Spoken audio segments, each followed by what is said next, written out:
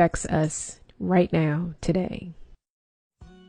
First, we must dodge the misnomers and understand that the so-called African American or the so-called black person with ancestral roots in America is in fact the American Indian. And remember, I use the word Indian because it is the legal term. If I were speaking to another indigenous person, I would refer to my tribe and they would refer to theirs. The American Indian is the indigenous aboriginal of the Americas, the original inhabitants, the Powhatan descendants, Anyanguias, Seminoles, Creeks. You might even hear some people in the indigenous community use the word Native American to describe the indigenous Americans. But when you break down the definition of a native, it completely leaves out the original inhabitants part. A Native American is a person born in America or associated with America by birth.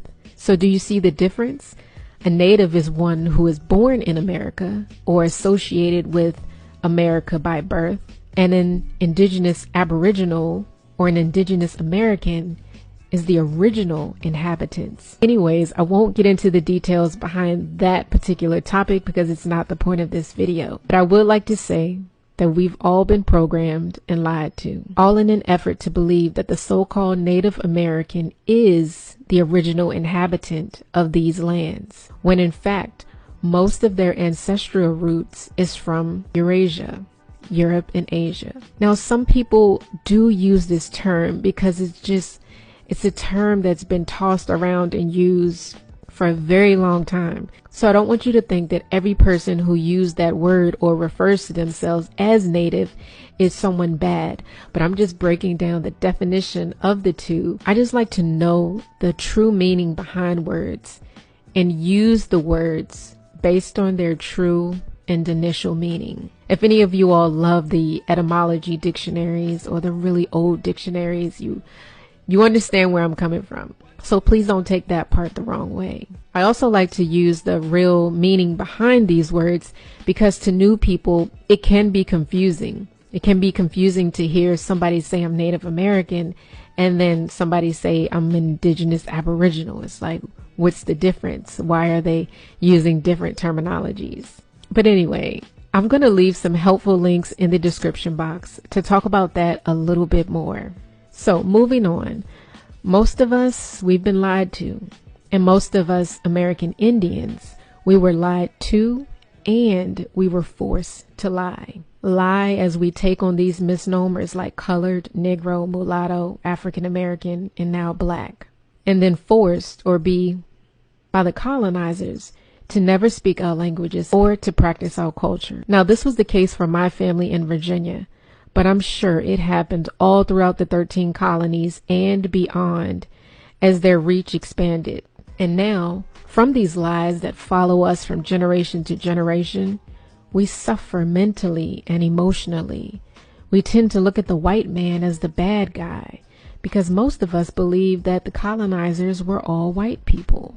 Now, the next few talking points are going to make some of you all very uncomfortable, but it needs to be said. And I would like to give credit to Tasha Shee and a few other indigenous researchers for helping me figure out this bit of information that I'm about to share with you, or at least some of it. I was already aware of most of the information that I'm sharing with you, but there's something, and you'll see in a little bit, that I didn't know much about. So I encourage everybody to check out her content, watch the documentaries from the other researchers in my Hidden American History playlist, question everything, and most importantly, do your own research so you can see things firsthand for yourself.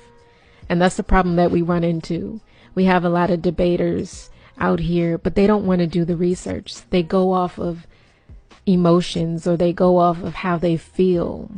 And I can respect that if you're truly in touch with the universe and truly in touch with your ancestors. You have a clear mind and a pure heart. But for 99% of the people out here trolling and debating and being very angry and nasty, that's not the case. So, prior to the 1600s, most of Europe was melanated, and it's well documented that American Indians did travel to Europe as well as Africa and other places. But it's very important to know that there were melanated people already there in Europe prior to our arrival. From a very young age, we're taught that all the colonizers were white. And you know what?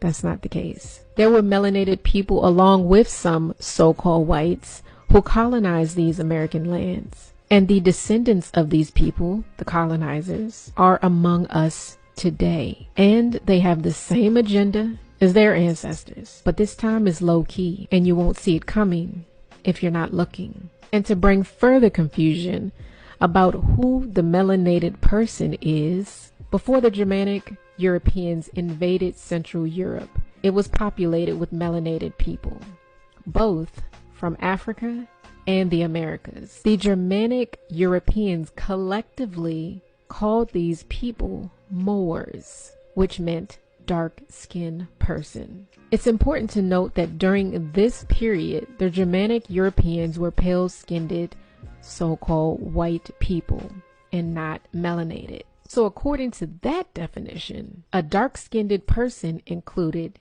Africans, Americans, and Europeans. But to use the adjective in the proper context, the Germanic Europeans were referring to the melanated people of the Moroccan Empire, the North Africans who conquered Central Europe in the late 1400s. Thank you, Tasha She, for breaking that down, because I didn't know what a Moor was, or I didn't know the history behind the Moors. And like I said, she wasn't the only one to help me figure this out, but she definitely took the time personally to break it down, you know, because she's my cousin and all. So let's talk about these North African Moors. These are the same people that fought against us, the American Indians. They fought against the Confederacy as they fought with the Union. Now, if you dig a little deeper about the Civil War, you know, it was I believe the bloodiest war of all times on these lands. It was a horrific time for the American Indians, for my people, because we were the ones fighting for the Confederacy. Yes, there were some in the Union, but if you do your research, you'll find that they were prisoners of war, forced to fight on the Union side, forced to build them ships and everything. Once you dig and do your own research, you will see that everything we were taught in school is a big lie. What did an elder say? The ones who win the war, they get to decide the narrative. They get to decide on what's being told to the people. And that's exactly what they did. So now you know, there are people who might look like us, the black person, the African American, the American Indian, but some of those people are not us. They are the descendants of the colonizers, remembering that the colonizers were melanated and non-melanated people, and they were never on our side. So, who's bad and who's good? One day during ancestral learning time, my 5-year-old, Zari, she asked me a question. She said, well, Mommy, how do I know who's good and who's bad? And I told her that people's actions will reveal who they truly are. I told her never judge by appearance. Always watch and listen to what people say and what they do. And then you will see if they are for us or against us. And that doesn't matter what color their skin is. The lost American. Some of our people, the American Indian, are lost. A lost people. From paper genocide, reclassifications, conversions, being forced to stop speaking our language and never practice our culture, it left us being lost. We've become that lost person who tends to fall victim to whatever they tell us. And because they've taken our culture away, they've taken our identities away with the stroke of a pen, we don't know who we are. We lack the ancestral connection to be guided, leaving most of us to believe the U.S. history taught in school. And then we believe the pictures we see, the literal whitewashing of American Indian chiefs and other important Indian figures. Just look at Pocahontas, for example. Tasha did an entire video on the real story of Pocahontas. I was just completely like, my mind was blown. I'm telling you this because